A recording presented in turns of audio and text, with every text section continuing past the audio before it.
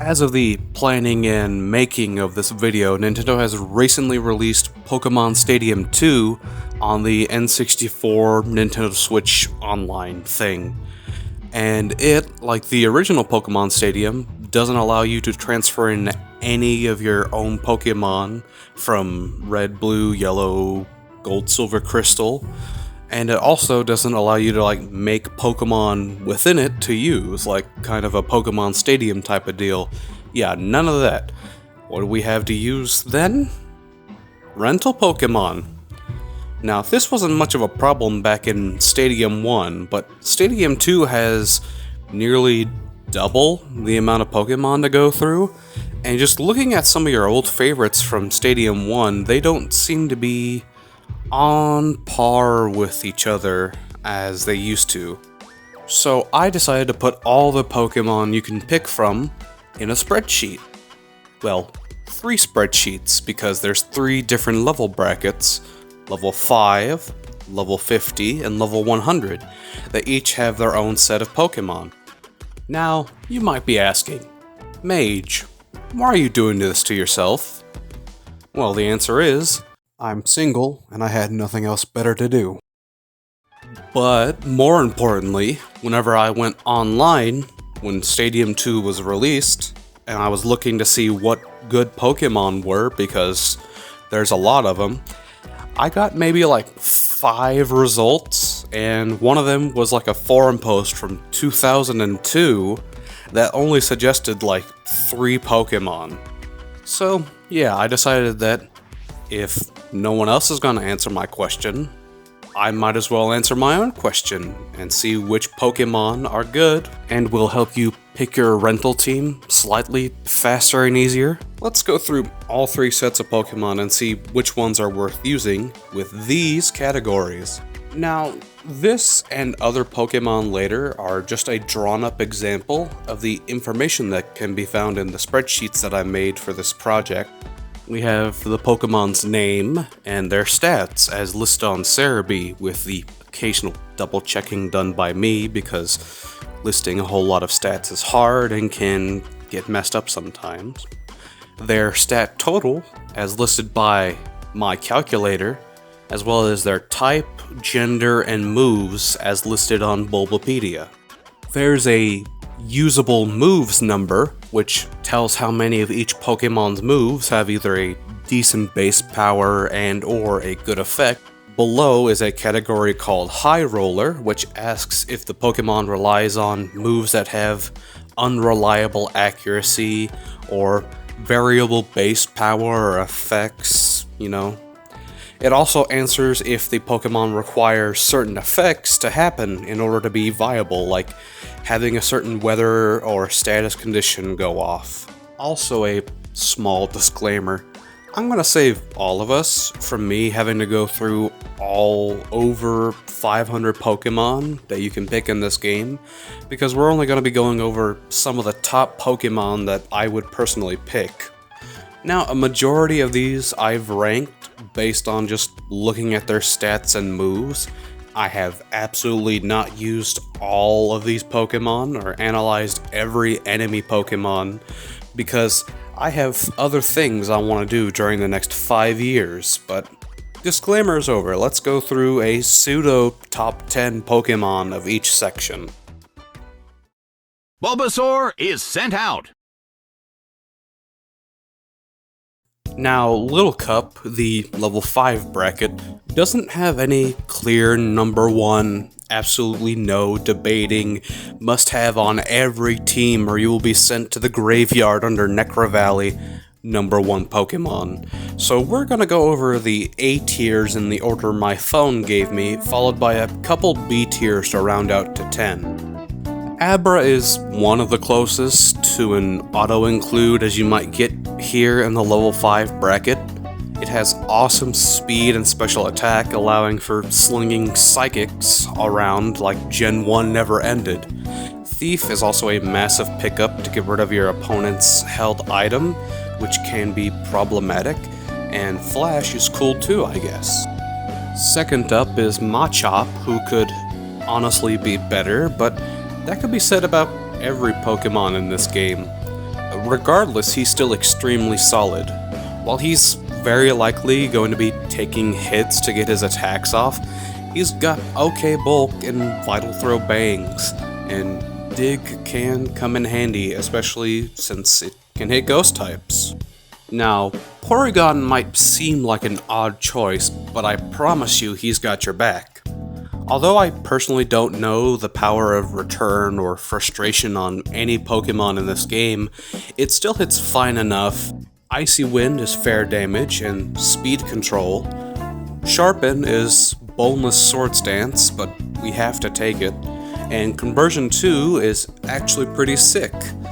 For the 98% of people who don't know, Conversion 2 changes Porygon to a type that resists the move that was previously used by the opponent. Now, with Porygon's bulk, getting to resist hits is occasionally worth it, in spite of losing stab on return, but that's what Sharpen's for, and it just kinda works. Now I can't remember how good all the ground types before Phanpy are, but considering I went through in National Dex order and got all the way to Phanpy, I'm pretty confident in my choice here. I mean, it's a strong Earthquake and fair bulk. Most types need a ground type because electricity is very hard to deal with, and that's really it for Phanpy, I guess. Elekid is probably the best non-thundering electric type available here. Thunder Punch is solid damage, and Quick Attack is super nice to pick off limping opponents. Light Screen is fairly helpful since it was changed in Gen 2 to affect your team, including other Pokemon sent out, for a set amount of turns instead of in Gen 1 where it was just the Pokemon using it. Now these next two I haven't used in the game, but just going through them in my research, I feel they deserve to be an A tier. The first of which is Grimer. There are several Pokemon with poison moves to pick from, but Grimer has to be a cut above the rest, as all of the Sludge Bombers don't have other great moves to use. Sludge, on the other hand, is still solid, paired with Fire Punch for opposing grass and bug types, and Acid Armor could be okay. I think it could get some work done. Teddiursa is the other Pokemon I haven't used, which I think deserves A tier. I mean, Thrash alone is warrant enough for high accolades, but Feint Attack is also pretty sick. Wooper is probably the top of the B tiers, as it's the only one I really use on my team anymore. I can't give it A tier for its special stats and speed not hitting the 9-point benchmark that a lot of the Pokemon in this bracket will hit with each of their stats, but using Surf and Dig, they are still very solid damage, and Haze is interesting to have back in the chamber, I guess. Now, Remoraid is the Pokemon I replaced with Wooper, but I thought I'd give it a mention anyways. While on the frailer side due to its slightly lower HP and a 9 in both defenses, 12s in both attacks and speed gives a nice outlook on guaranteed damage. I just felt that I'd like more bulk, and Bubble Beam and Psybeam weren't doing the damage that I needed them to. Though I didn't play Remoraid as a late game cleaner like it clearly is, so I don't know, it's probably still good if you build your team around it. And for the 10th Pokemon, I don't know, Cyndaquil maybe? He's a fairly decent fire type. I mean, there's just a glob of fire types in Little Cup that are all decent, so I picked one that's okay, I guess. I mean, Dig is cool, again. Whatever. Onwards to the more important sections. Ivysaur is sent out. Now, the level 50 set of Pokemon is likely the most important bracket to get good Pokemon in, because they are used in Pokécup and Gym Leader Castle, which are probably the modes you'll spend most of your time in. We're not dealing with the 1-point differences here and whatever like the level 5s. The disparity between each Pokemon is vast. That just means that your better Pokemon give you a fairly better shot, more than the mid and bottom of the barrel options available. Now, something I won't easily budge on is the fact that Dugong is the #1 Pokemon in Pokémon Stadium 2 rentals. Looking at Dugong, it doesn't immediately pop out as best in the business, probably also due to you not knowing what the other 245 Pokemon look like stat-wise, but I promise you this is peak. It's not the best offensively, defensively, or in the speed category, but its stats and attacks are at least like a 7 out of 10. The real star of the show here is Rest and Sleep Talk. Now, Sleep Talk and Rest are only a mediocre combo, right? Yes, they are. Now, you gotta remember this is Gen 2, where Sleep Talk Rest is an entirely different beast. See, in Gen 2, Sleep Talk calls on Rest while you're not at full health. You will actually fully heal HP and reset the 2 turns of sleep you have to do when you use Rest. This means that a majority of the time you won't have to worry about status conditions, and you'll also be healthy as well. As for you competitive players, don't you worry, the king of Gen 2 is not far behind. That's right, we've got Snorlax. Definitely deserving of the #2 spot, Snorlax packs excellent damage backed up by Curse to raise its attack and defense. While Headbutt isn't going to be flinching anything on any regular basis, and Fire Punch isn't the strongest option for coverage, Snorlax is so bulky and that 133 attack is solid in these parts. The crumb-covered throne isn't going anywhere, fellas.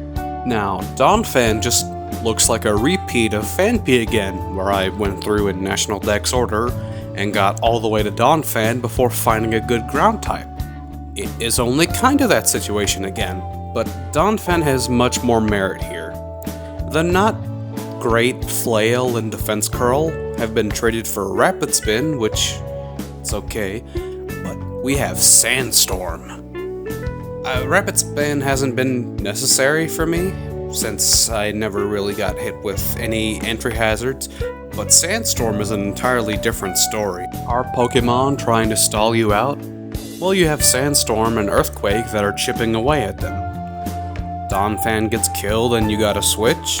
Well, Sandstorm's not gonna be out for much longer, and it's not really going to be a detriment to your Pokemon anyways. Is Skarmory really screwing you over? Well, not everything is fixed by Donphan and Sandstorm, but still, this is the ground type that you want in your corner.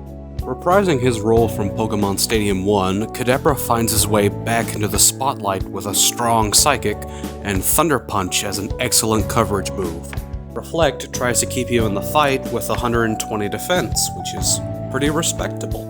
Now, if you know me, you might think you're seeing a strong bias here because I've gave Hitmonchan the S-tier designation. But hear me out. Hitmonlee and other fighting types are pretty cool, plus Hitmonlee hits harder than Hitmonchan, with both higher attack and high jump kick having double the power of Mach Punch. You are right, but Hitmonchan is no slouch at putting out damage either.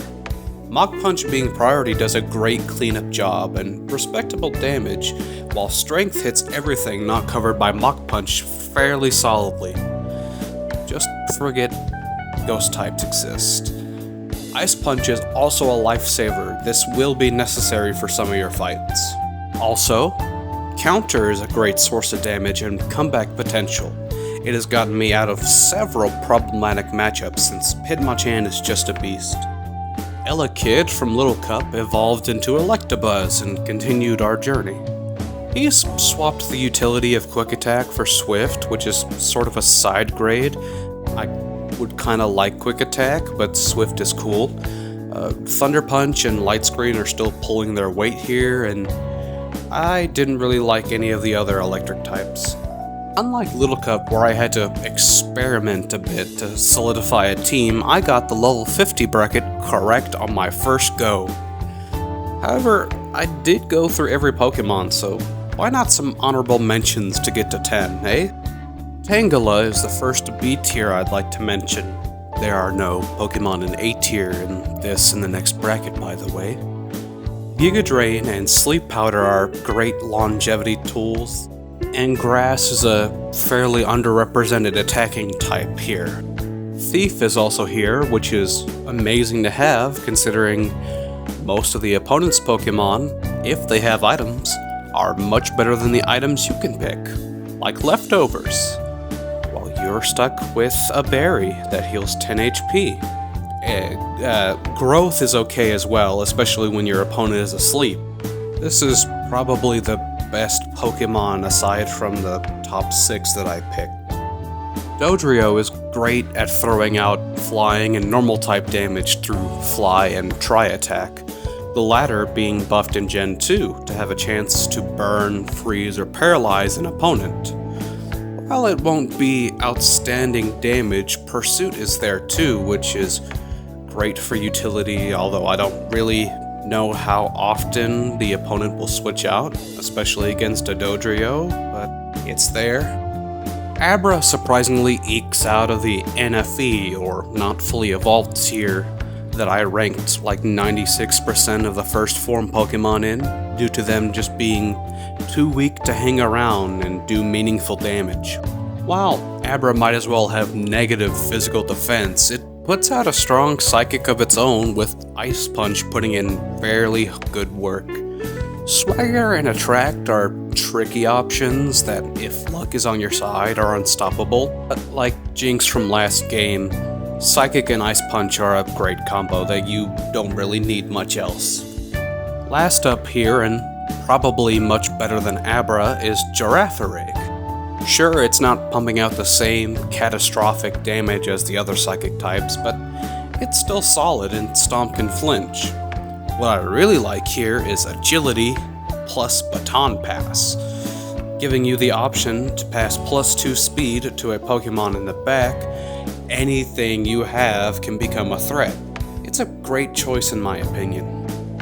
A final tip for this section, and probably the others as well, is that you will need a team to have both genders or some genderless Pokemon. I promise you this is necessary. Attract is going to screw you over very hard. I don't care if you're lucky enough to win 10 lottery tickets in a row, Attract will stop you from moving. Of course, you can do what you want here, but when Miltank whips out her big moo-moo milkers, don't say I didn't warn you. Venusaur is sent out. And finally, we have the level 100 bracket. And now, there's actually something that'll help you when picking your team in level 100 bracket. Over 90% of the level 100 Pokemon are the exact same as their level 50 incarnation, just with some stats to match their new level. Bulbapedia says that some of them have slightly adjusted stat experience, the Gen 1 and Gen 2 version of effort values, or EVs, but I'm getting my stats data from Cerebi, which is just the numbers me and you can see when we boot up the game, so I can't really tell you what has changed here. Also, I should mention, level 100s is a much bulkier metagame than level 50s. For the reason being is that most moves don't increase in base power the stronger level you are, except for Seismic Toss and Nightshade. And yes, while your singular attack or special attack stat has raised the power of that same move, you're now fighting against the opponent's raised HP and other defense stat of the move that corresponds to what you're using. So you're taking less damage overall this time around. I still believe that Dugong is number 1 here. Since, we're a lot bulkier, Dugong is going to be thicker than ever before, and sure, it's not dishing out as much damage as before, but we still hang around longer, so we'll still get to do more damage. God save our gracious queen. This time around, Curse and burning the opponent is keeping Snorlax alive much longer. I Don't really have much else to say here. Donphan is still the exact same here. More bulk, and Sandstorm is definitely going to be a lot more necessary this time around, probably.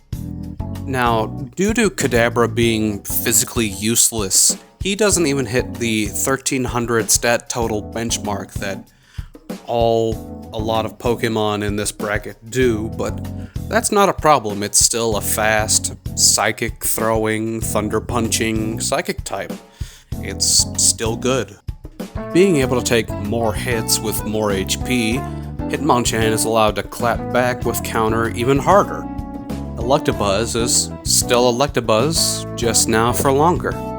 Well, that felt unsatisfying to go over again. Now that we have the obvious repeats out of the way, let's get to some of our honorable mentions in this section. Let's start with Arcanine. Now it's got the same Cyndaquil problem from back in Little Cup, where there's a handful of decent fire types, so Arcanine is here because extreme speed is really helpful. While not having stab besides Mud Slap, which isn't really killing anything from anywhere near half health, Nidoqueen is still decent. Body Slam and Ice Punch are great options, but Toxic is what sets her apart. That's good enough to consider, but I understand it's not a very persuasive argument. Whatever. Nidoqueen is still solid. Kabutops, though, is looking pretty sweet here in level 100s. He's fairly strong and decently fast with new reliable stab thanks to its upgraded moveset. The star of the show here being Ancient Power, which can hopefully raise your stats. If you're the enemy Aerodactyl that I was fighting that made me retry the fight over and over again. And then here's Wobbuffet. Can you tell I'm ready to get done with this? Nah, I'm only kind of kidding.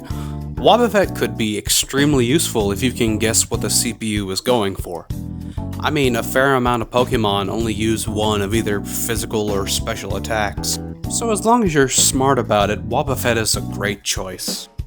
Well, there's 10 Pokemon for the level 100 bracket, so we're done here, right? Well, not really. The level 100 bracket does actually have a handful of different Pokemon to pick from. In Prime Cup, round 2 only, according to Bulbapedia, Mew and Celebi are available. They are pretty decent. I think they're fairly close to each other since they gave Celebi Future Sight instead of Mew Psychic, and Mew has Metronome, which is fun. Honestly though, Celebi's probably the choice out of the two. That's not all though. As alluded to a little earlier, some Pokemon have different moves in their level 50 variant. Girafarig that I mentioned in the level 50s swaps Baton Pass for Crunch, which kinda devalues agility, but Crunch is awesome, so we don't really mind it all that much. Heracross was almost useless in the level 50 bracket, but Mega Horn is a game-defining move. It's a shame that its other moves are dog water. Dragonair practices the law of equivalent exchange, where it traded the good Dragon Breath and the good Headbutt for the outstanding Outrage and the awful Slam. And then Pikachu has different moves for Prime Cup Round 2. It doesn't fix the fact that it's a Pikachu, but an electric type with Surf is a banger concept that Raichu can barely pull off. Although it doesn't get Surf in this game, so I guess it doesn't pull it off. Oh, it just couldn't take the damage from the sandstorm! So, overall, what's the consensus on the quality of the rental Pokémon in Pokémon Stadium 2? Well, I feel that we have a quantity over quality problem here. I swear there were a lot more Pokémon with exceptional moves back in the original Stadium, and I'm just not getting that same feeling here. And if it's like the original Stadium, you're going to need some task level luck to get through round 2. Or round 1, as I have experienced recently. Just so you know, since Nintendo and Game Freak took out an integral part of the game, being using your own Pokemon, you can take some of the challenge they made for you. I'm just saying, if you need task level luck, become a task. Anyways, I hope you found this video and the spreadsheets I've made helpful. Thank you very much for watching, as it means a lot to me. And giving the video a like makes my brain like me for a little bit, so that would be very cool of you. Here's to hoping that I don't find something else to spend my free time heavily overanalyzing for a month. Yeah, that's it. I'm out.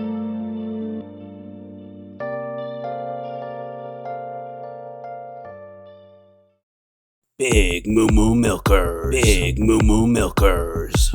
Welcome to the Milk Zone. Only milk inside manufactured bottles.